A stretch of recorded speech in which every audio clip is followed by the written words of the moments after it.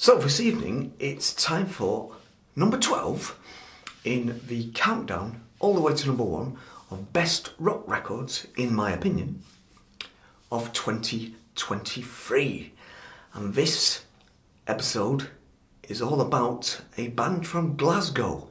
In fact, quite frankly, the best thing to come out of Glasgow since Alex Ferguson. And I don't say that lightly. Who am I talking about? Well, I'm talking about these guys.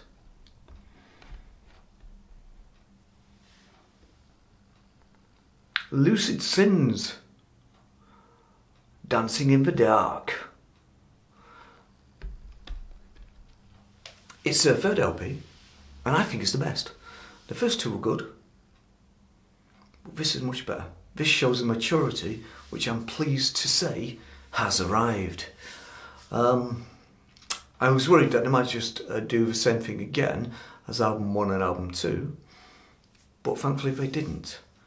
This does show a level of maturity which pleases me. The playing's better, the production's better, the lyrics are better, the storytelling's better, because a lot of this is, it's kind of a concept album, this one, Dancing in the Dark.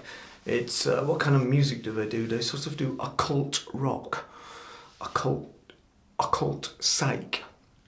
Not an easy one to say. It's a tiny bit prog. It does remind me of Jethro Tull a little bit in places. So obviously I'm going to like that if it's, and as I say, very British, very folky in places. No flute. You won't find any flute on this. But what you will find on this are some special guests. Okay?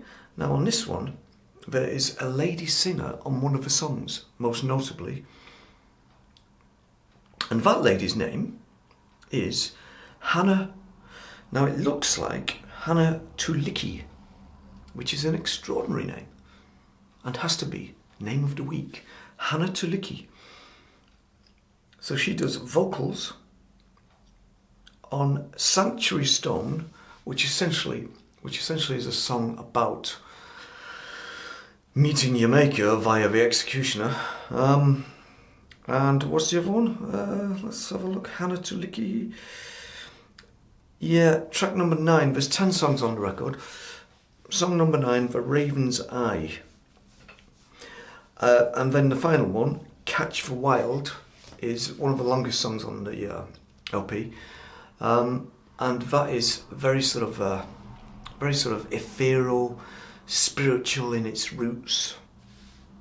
It's a great song, very memorable.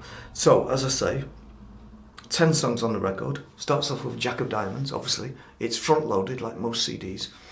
Jack of Diamonds, great song. The Dance, absolutely superb. Take Me With You, From the Bow, another great song. A Call in the Dark.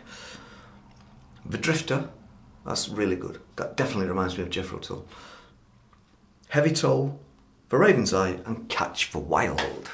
Yeah, this is a great record, and personally, I think Lucid Sins are the best thing to come out of Scotland for a very, very long time musically. I can't think of anybody to compete with them. Literally nobody. I can't think of a single musical artist from Scotland who can hold a candle to these guys. That's how good they are. That's how much I rate them. And yet, there are 11 records ahead of this to come on this little countdown. So can you imagine how good they must be? Very good indeed. It is very loud, as you would expect. Modern CDs, But yeah, get it on vinyl if you can, because it is available. Looks great, and it's going to sound a damn sight better than this puppy. A damn sight better. But yeah, if you can get it on record, you're doing yourself a favour. It's not going to be cheap. But if you're in Britain, then the postage won't be too bad. Because you're only, communicating with people from Scotland. It's not Hong Kong. So, have you heard of Lucid Sins at all? Aren't they good? Aren't they very British? This sort of ethereal, occult occult thing that they do, without actually screaming about Satan, obviously. We're not going to do that, that'd be ridiculous. But they do it very subtly, they do it very Britishly, if there is such a word. And Hannah Tulicki reminds me of Kate Bush. Not to look at. Don't know what she looks like. But that doesn't matter. Her voice reminds me of a young Kate Bush. Think Wuthering Heights. Hannah Tulicki. Seriously, check her out. Check out that song. Okay? Check it out. That song in the middle of the record. Sanctuary Stone. Absolutely superb. With Hannah on vocals. There's some other guests on here as well. Espen Anderson on the third song, which is called Take Me With You.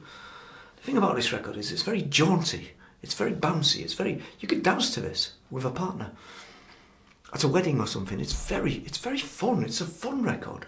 Despite the potential problem with dark lyrics, it doesn't matter. Because they make it fun. The guitars are fun. They're jingly jangly without being that horrible sort of Smiths jingly jangly. They're not like that. Still rock. This rocks, don't get me wrong. But it rocks subtly. And there's nothing wrong with rocking subtly. You don't have to be pulling people's heads off and biting the heads off bats. You don't have to be doing that to rock. Okay? So that is why I have put Lucid Sins, Dancing in the Dark, as my number 12 on best rock music records of 2023.